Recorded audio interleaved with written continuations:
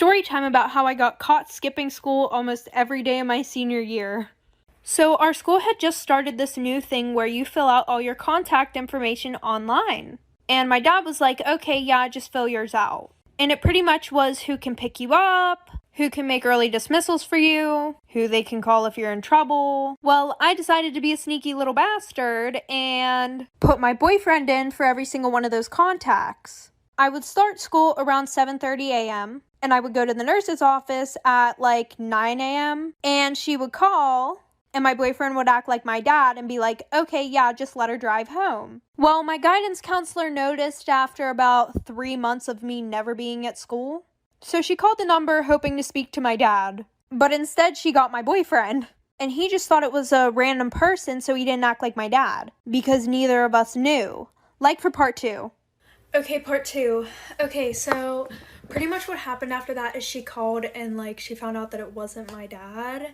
And then she went digging and like she like called my sister to the office and she was like, what's your dad's phone number? And my sister was like, why? Like, don't you guys have it already? And I also put the same numbers for my sisters so that way in case this day came, then you know, it wouldn't look suspicious. Well, I don't know what she threatened my sister with, but she scared the hell out of her, so she gave her my dad's number. And so my sister told me whenever she got home, so I went to school the next day. And it was like a surprise party whenever I walked in the office. The dean was there, the principal was there, and my guidance counselor. So I got in trouble and then they were like, oh, we're calling your dad. So what did I do? I left before they called him. Extremely toxic best friend story time. So when I was in 8th grade, there was this boy. And this boy would go around telling almost every girl that he liked her. And I was one of those girls. And he would do stuff with all of us. And there were like 11 of us. So we all hated each other. Especially this one girl, and we're gonna call her Abby. And every time we saw each other, we would be super mean to each other. Well, a year passed, we stopped talking to this kid. And I bumped into her at homecoming and basically apologized. So after that, we became best friends. And everything was good until every time I told her about a guy, she would start talking to them. Like this one boy that I was Snapchatting and talking to, she accidentally sent nudes to him and said, oh, sorry, I meant to send them to my boyfriend. So then she called one of my other best friends and said, no, it actually wasn't an accident. And of course he told me because he was my best friend. So I was like, whatever, and stopped talking to the boy. And she did it again, like for part 2. Extremely toxic best friend part 2. So pretty much her excuse for that was, oh, well, he said that he was going to leak my nudes if I didn't send him them again. Which was a lie because literally half the school already had her nudes. So then I started talking to this other boy. And he lived like right down the street from her. So she was like, if you want to go to his house, you can. And I was like, are you sure? And she said, yeah, just go tell my mom. And I was like, oh, okay. So I went and told her mom where I was going and went over his house. So I walked back to her house and she literally locked me out. Like her mom had to come open the door for me to let me in. And she was like, oh, it's a good thing you came back when you did. Because I was going to drive you home now and tell your dad everything that you did. And she goes, I don't think you guys should be together because you're unexperienced. And she would always tell me how he flirts with her all the time. So after our friendship ended, she goes, I just felt like it was always a competition between me and you. Story time about my toxic ex-boyfriend that I met in therapy. Little background information. I was a part of this therapy group where you would go every week and talk about your feelings.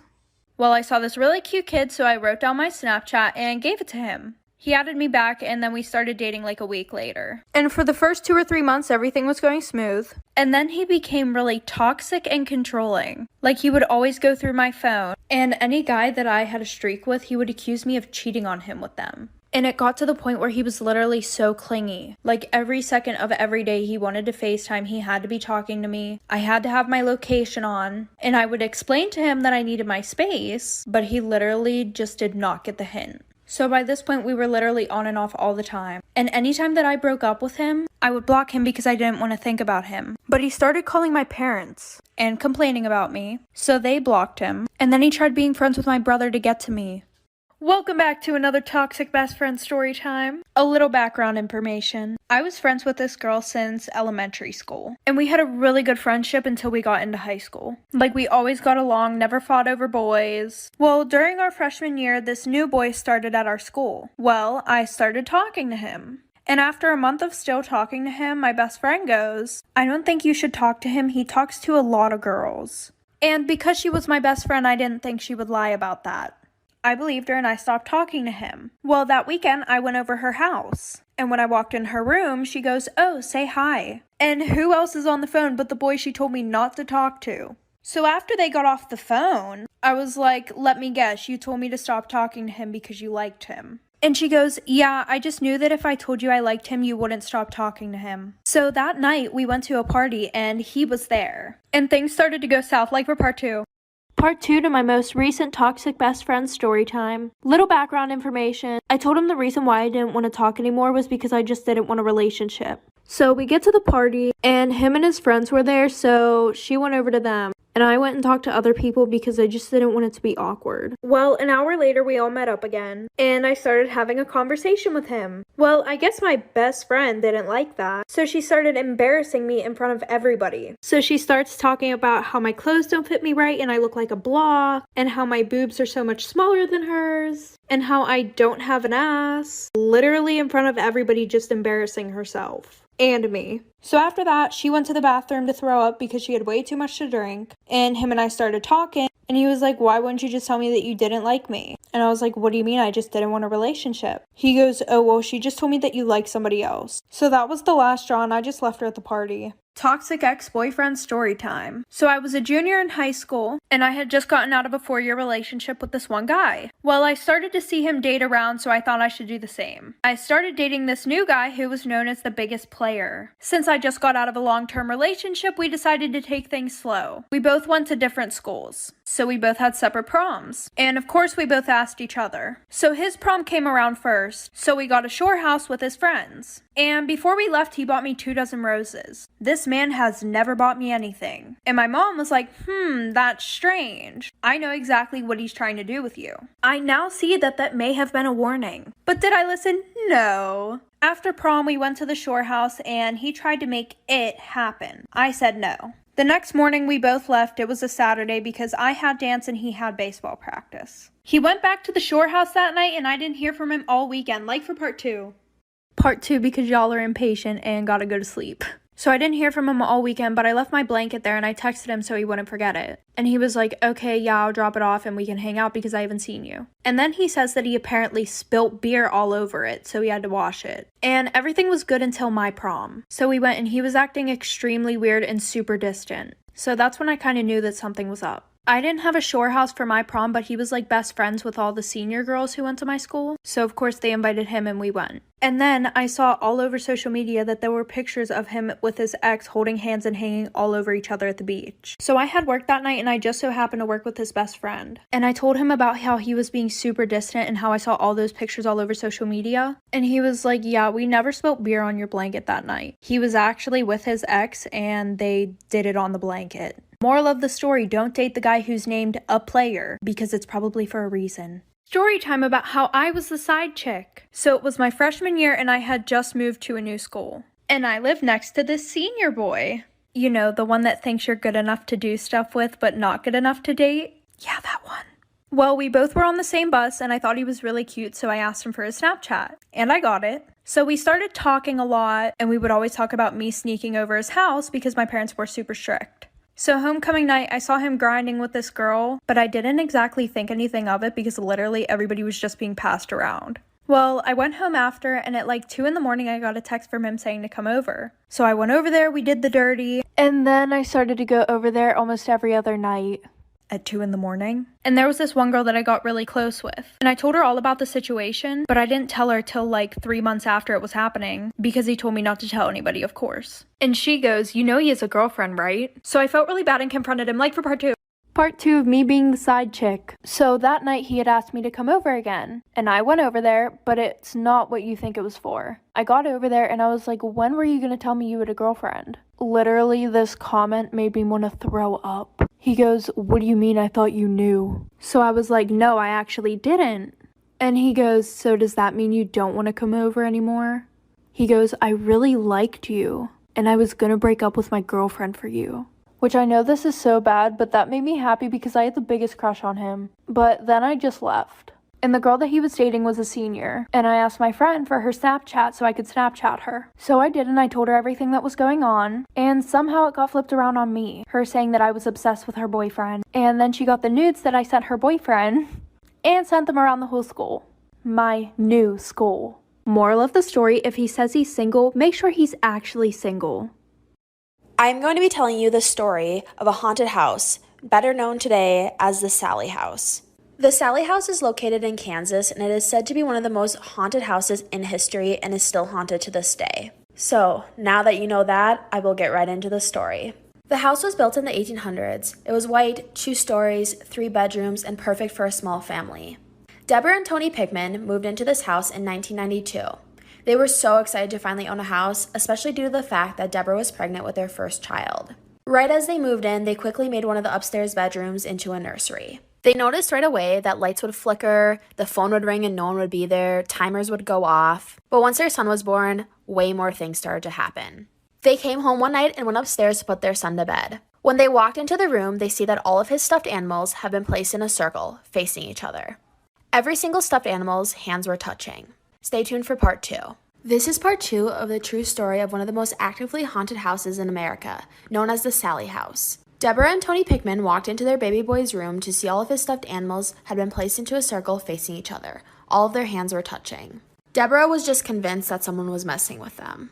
The couple put the stuffed animals back on the shelf and turned the light off in the nursery. They walked downstairs, and a couple minutes later, they realized the light in the nursery had been turned back on. They searched the entire house and found no one. Deborah and Tony Pickman then called the family that used to live in the house. They asked the family if anything like this had ever happened to them. The family said that their children's toys would always be laying on the floor. When they would ask the children to pick it up, the children would always blame it on their friend named Sally. The parents just thought that Sally was one of their imaginary friends. Things start to get even more weird when the Pickmans contact a psychic named Barbara. Barbara can sense things in the house without even being there. Stay tuned for part 3. This is part 3 of the true story of one of the most actively haunted houses in America, known as the Sally House. Deborah and Tony Pickman got in contact with a psychic in California named Barbara. She can sense things in the house without even being there. Barbara says the Pickmans have a ghost. It is a girl between the ages of 5 and 13, and her name is Sally.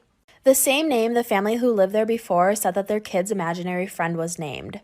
Barbara says that Sally likes them, but they need to make rules for Sally, because she's a child. Tony's brother George comes over later that night, and Tony takes a picture. Right as he took the picture, the bear in the corner of the room turns around.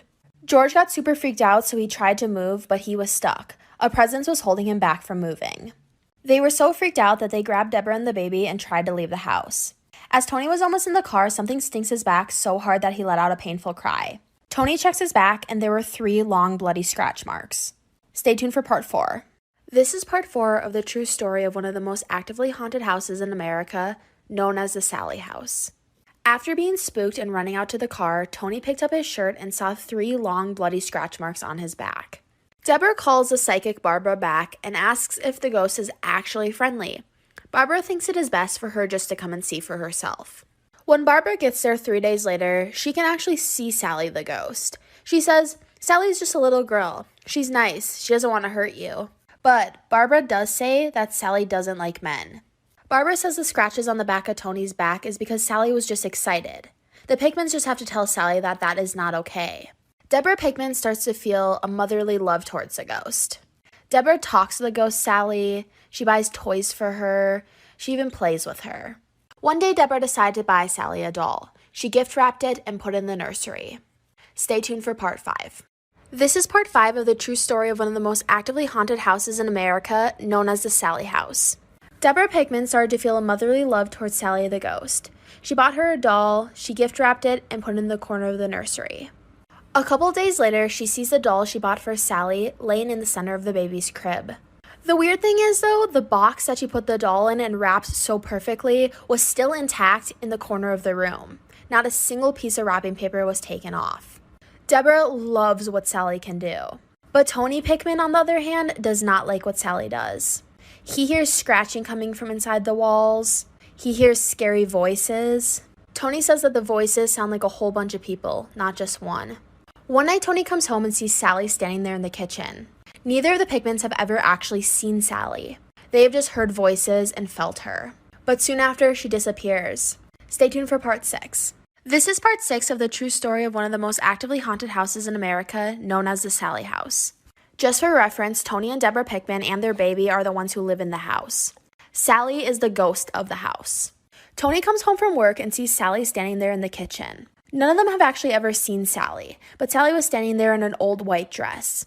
Just a couple seconds later, though, she disappears. Tony doesn't believe that this is just a little girl. He thinks it is more sinister than that. A couple months later, the Pickmans invited some friends over for dinner. As they were sitting in their living room, something scratches Tony's forehead so hard that it draws blood. Everyone watched the scratch go across his forehead, but no one saw what caused it. That same night, Tony had a dream that someone dragged him out of bed by the wrists. He woke up the next morning to bruises and blisters on his wrists in the form of child fingerprints. The family takes Christmas photos and sees a large, eerie figure in the photo. But it's not Sally. Stay tuned for part 7. This is part 7 to the true story of one of the most actively haunted houses in America, known as the Sally House. For reference, Tony and Deborah Pickman are the people who live in the house with their baby. Sally is the ghost of the house.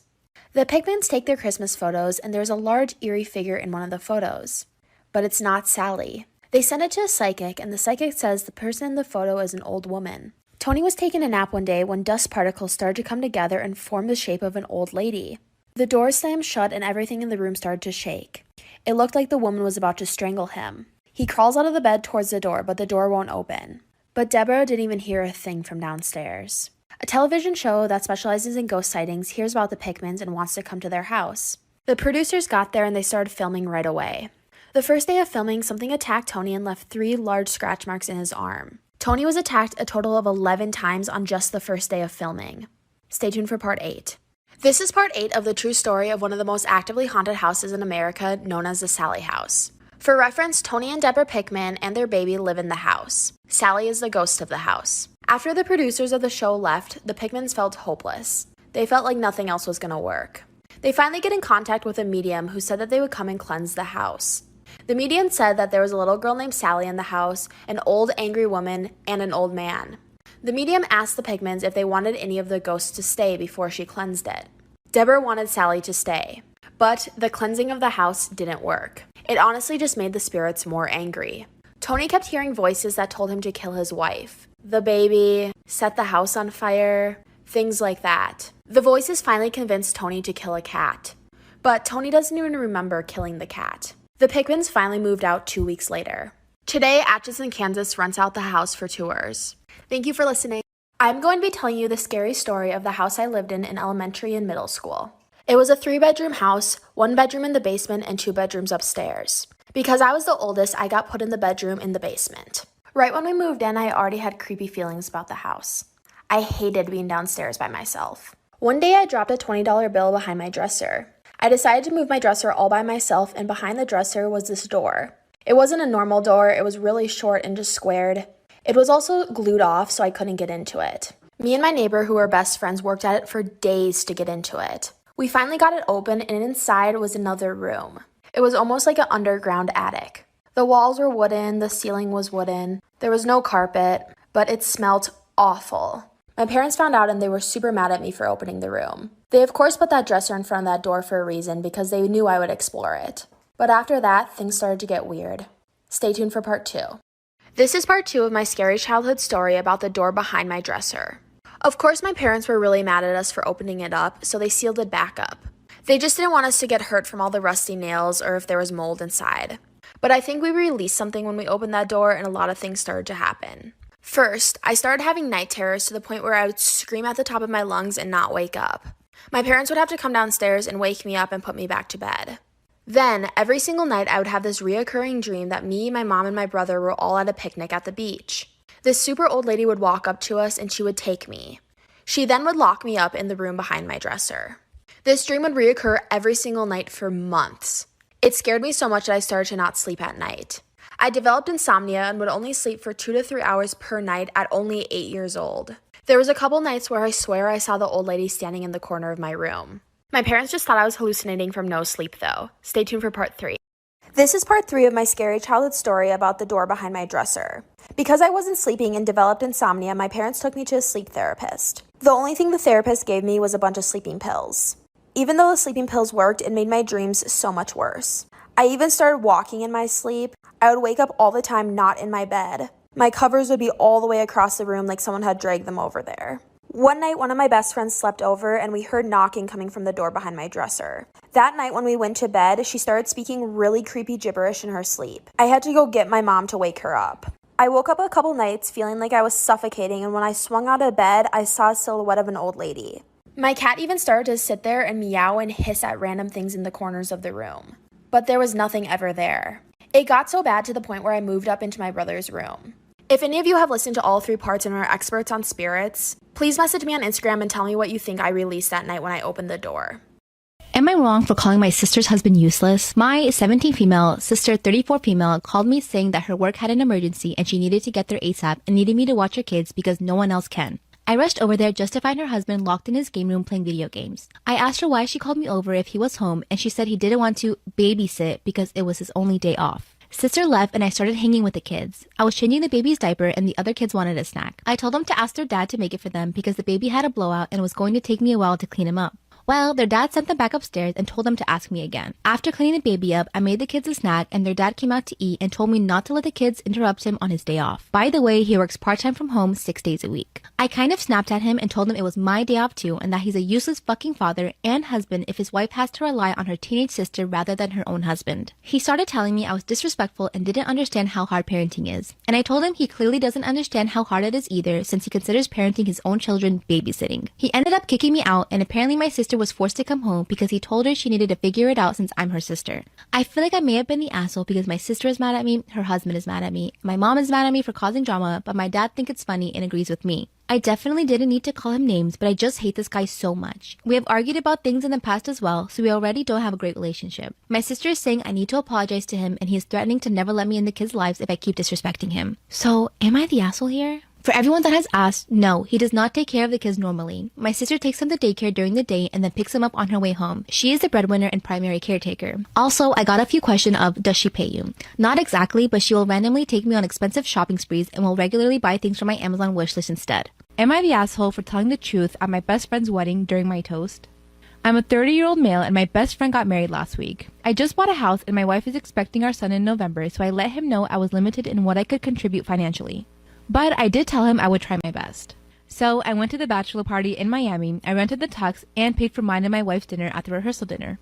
I also had a gift of $300 that I was going to give them, but we will get to why I didn't.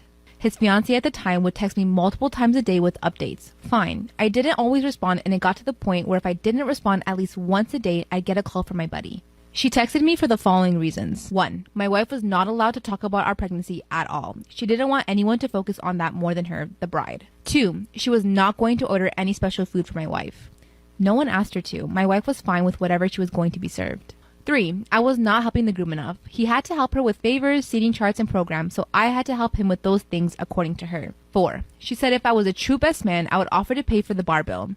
I don't even know what that means. 5. She had to read and approve my speech before the rehearsal dinner and wanted to be included as much as my buddy. She told me to make things up if I had to. I was not allowed to include anyone but the two of them and no inside jokes or stories about my buddy that didn't include her.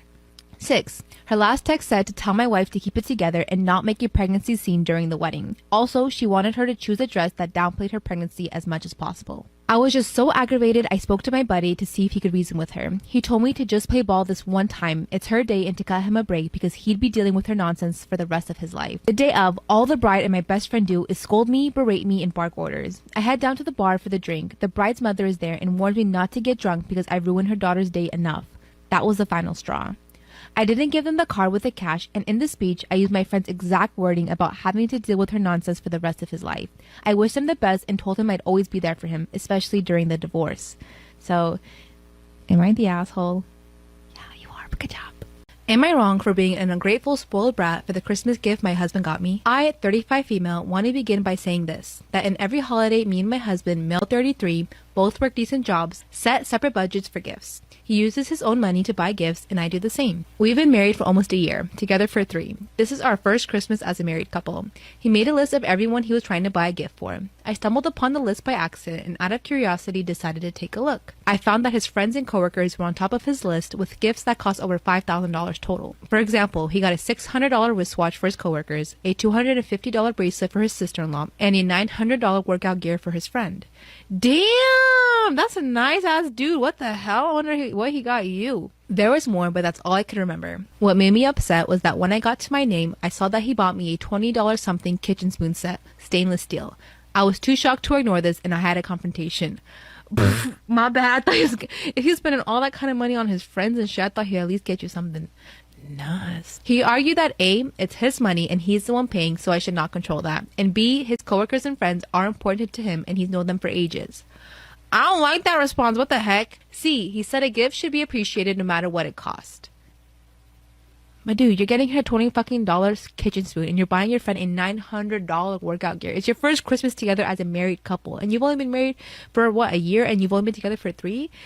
You can't lose a feeling that fast. I argue that he was disrespecting me and dismissing my feeling with the gift he chose to get me. Not to mention I spent a lot of money for his gifts to buy him his favorite shoe and gaming brands. But he got upset and said I was acting like an ungrateful, spoiled brat and urged me to get rid of this attitude and accept what I'm giving. The argument got worse and we stopped talking to each other. He still says I'm being ridiculous with my overreaction and should stop. So, did I overreact? I mean, I guess if you're like a spoon collector or something and this is like the last spoon you've been waiting for or like looking for, then I guess it's an okay gift. But I'd be butthurt too if he was getting everyone else like $250 minimum gifts and I got a spoon. A spoon? Return his gifts. Return all his gifts. I would be spiteful like that. Next! Am I the asshole for insulting my boyfriend's weight in front of his friends? Relevant to the story, my boyfriend is 6 feet tall and about 229 pounds. I am 5'6" and about 120 pounds. From a medical standpoint, my boyfriend is obese and I am fairly normal weight. I really don't mind his weight. He was obese when I met him and that wasn't a problem for me. He has struggled with his weight for many years and constantly talks about wanting to lose weight but never actually diets or exercises. Again, not a huge deal for me, but I try to be supportive and offer him advice or general encouragement whenever he discusses his desire to lose weight. An occasional point of contention between us is that he has a tendency to offer me diet advice. For example, whenever I make a smoothie, he says, "You shouldn't drink those things, they're full of hidden calories." Or when I do strength training, he says, "You'll just gain weight because you'll put on too much muscle." It's annoying because nutrition and fitness are actually big passions of mine. I'm not an expert by any means, but I've done several courses and I feel I know more than the average person. Plus, I feel that I can demonstrably show that I can manage my own weight. So I don't like that he constantly feels the need to give me advice. This past weekend, he and I met up with a few of his friends at a beer garden. At some point, the guys were talking about their experiences with online dating. My boyfriend said that he'd used Tinder prior to meeting me, but then he deleted it because there were too many desperate fat chicks. He said this in such a disgusted, dismissive way that I genuinely saw red for a second and just blurted out, "Seriously, you're going to criticize fat chicks?" There was a really long, awkward pause, and then one of his friends made a joke and the conversation sort of moved on. But my boyfriend didn't speak to me for the rest of the evening. He texted me the next day and to say that it was incredibly rude and disrespectful to comment on his weight, especially in front of his friends. He says he thinks he wants a few days away from me to decide whether or not he can forgive me. I agree it was rude of me to call him out in front of his friends, but I also think what he said was obnoxious and borderline sexist. I've apologized to him, but I'm not sure if I'm genuinely the asshole here. So, am I the asshole?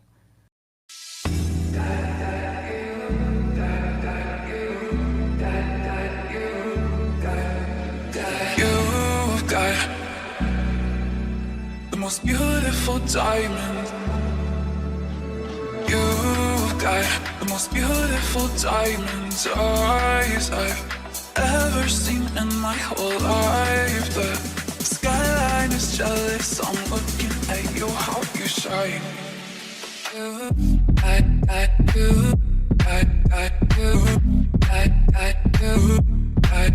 It's True Crime Thursday, so let's talk about one of the worst moms in history. China Arnold was a 28-year-old mom who microwaved her 28-day-old baby. Here are the train of events that led China to microwaving her baby. August 29, 2005, China Arnold and her baby father, Terrell Talley, got into an argument in the middle of the night, allegedly. They were arguing because Terrell did not believe that he was the father of China's baby. During this argument, Terrell confessed to sleeping with the neighbor, and China was drunk during this argument, and that set her off. This angered China to the point where she put her baby in the microwave for more than 2 whole minutes. She later on said that she microwaved her baby because she was drunk and she was afraid that Terrell might find out that he wasn't the baby's father. DNA tests later on concluded that Terrell was in fact the baby's father. Later on, she took her baby to the hospital and the baby died in the hospital the next day. So the hospital got the police involved. Investigators found that the burns on the baby were very similar to a case they had worked where a baby had been microwaved. What's even more disgusting is she got witnesses to lie for her and say that they saw China's nephew put her baby in the microwave. But China's nephew had an alibi, and so they charged China and sentenced her to life in prison. This is going to be a quick story time of how my parents found my OnlyFans. So I had just recently broken up with my boyfriend, and my friends were trying to find ways to make me feel better. They were trying to tell me to go on Tinder and all these other dating apps to find a new man. I didn't want to find a new man more than I wanted to make him jealous. And so my friends were telling me a good way to get back at him is to post myself with another man. But I had a better idea. I was going to make an OnlyFans, and I was going to tell his friends about it and let them subscribe for free. And it did work. He sent me a big paragraph going off on me about it. I thought it was really funny, but anyways. So I had left one night with my friends, they were just trying to take me out and make me feel a little bit better, just to try to make me feel better and get the recent breakup off my head. And I was living at home at the time. I had just turned 18. My parents were really strict and they didn't even know that I had a boyfriend. So while I'm out with my friends, I get a text message from my mom telling me to get home now. I'm asking her what's going on and she's telling me that I just need to get home because we need to talk. And so once I get home, I open the front door. I walk into the living room and my ass was spread open right on the TV screen. So this is going to be part 2 of how my parents found my OnlyFans. So I get home from hanging out with my friends and I see my OnlyFans on the TV screen. My mom is acting like she just saw the Holy Ghost. My dad is shaking his head, just mad disappointed. For some reason, my little brother was sitting over there on the couch. I'm like, what are y'all doing? What is this? Why would you put it on the TV? Our TV was a smart touchscreen TV and you could connect your phone to the TV, but I didn't understand why it was on the TV screen with my little brother right there. My mom's yelling at me like, so is this what we are? Is this what we do? She's telling me if I'm going to be acting grown, then I'm going to have to find a different place to stay because I'm not about to represent our family like this. So I told her that it was just a quick way for me to make money, and she told me that I was lying. And then she proceeded to show me a text message that she got from my boyfriend telling her that I had let his friends subscribe for free and that I was going down the deep end and I need to be talked to. I don't know if I said ex-boyfriend or not, but it was my ex-boyfriend who had sent her that text. So I told him that I would delete my OnlyFans, and this is what I said to my ex-boyfriend for part 3. It's gonna be part 3 of how my parents found my OnlyFans. So it was my ex-boyfriend who had told my parents about my OnlyFans. So I decided that I was going to message him. I basically went off on him and I told him, why the fuck would you show my parents my OnlyFans? Why did you feel the need to do that? You're just jealous, yada, yada, yada. And he told me that it's because he doesn't want me to represent myself that way. But I know it's more of the fact that his friends were subscribed to me and he wanted me to just take it down. And I told him that we weren't in a relationship anymore, so his opinion didn't matter. I removed him off everything and he still found ways to text me. He even eventually started to email me. And now he was telling me that he missed me and that he wanted another chance. And I'm like, dude, no, you almost got me kicked out. From that point on, my parents never helped me out with anything ever again. I had to start paying everything by myself. And throughout the relationship with my boyfriend, he would basically do everything for me. And so I decided to get back with him. Eventually, he got his own apartment. And so I moved out of my parents' house and moved in with him. And then me and him made an OnlyFans together. My parents found out about that too, but there was nothing that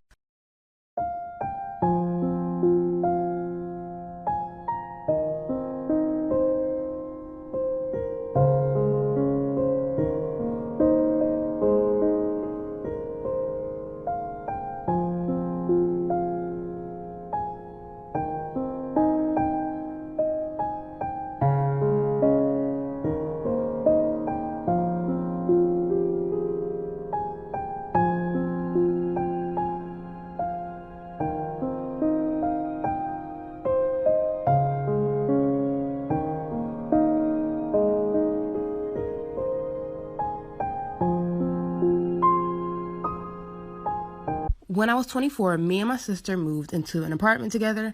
At the time, I was going to college to get my master's, and she was going in to get her degree. The rent was $500 a month. I know, cheap. We only paid $250 each. But the neighborhood was bad. There was a lot of crackhead, gangs. There was a shooting just about every week. I know, just crazy. Anyways, one day in the middle of the night, we get a hard banging on our door, and it's a lady calling out for help. When I opened it, she had a black eye, she was bruised up, and her forehead was bleeding. I asked what's going on, and she replied her boyfriend is trying to kick her and her kids out of their place. She explained she has a 1-year-old and a 5-year-old, and her boyfriend is throwing all of their things out. So I walked over back to her apartment, which was 2 floors down. When we finally reached the apartment, the whole apartment was on fire. She screamed and said her babies were in there. Come back for part 2. This is part 2 of how my neighbor's boyfriend set her apartment on fire with her children inside. If you didn't watch part 1, go watch that so you can understand this part. So, like I said, the apartment was on fire and she was screaming about her kids. And she tried to run in and get her kids, but I stopped her because there was no way she and her kids were going to make it out alive. Few seconds later, her boyfriend walks up and says, "Let her go."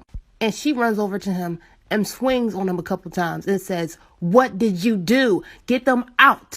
And he replied, "I told you to leave, right?"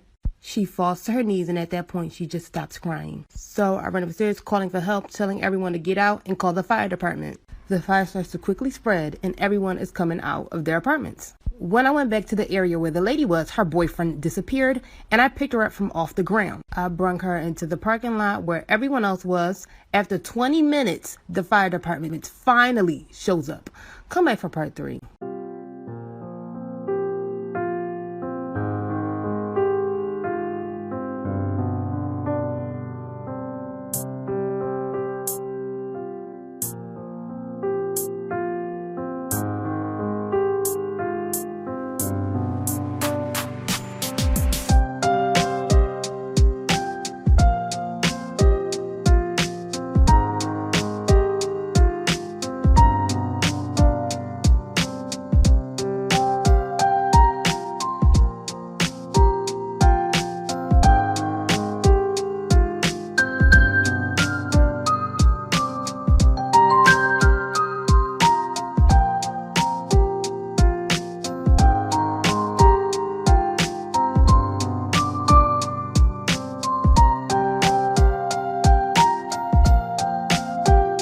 This is part 3 of how my neighbor's boyfriend set her apartment on fire with her children inside. So, like I said, the fire department finally shows up after 20 minutes.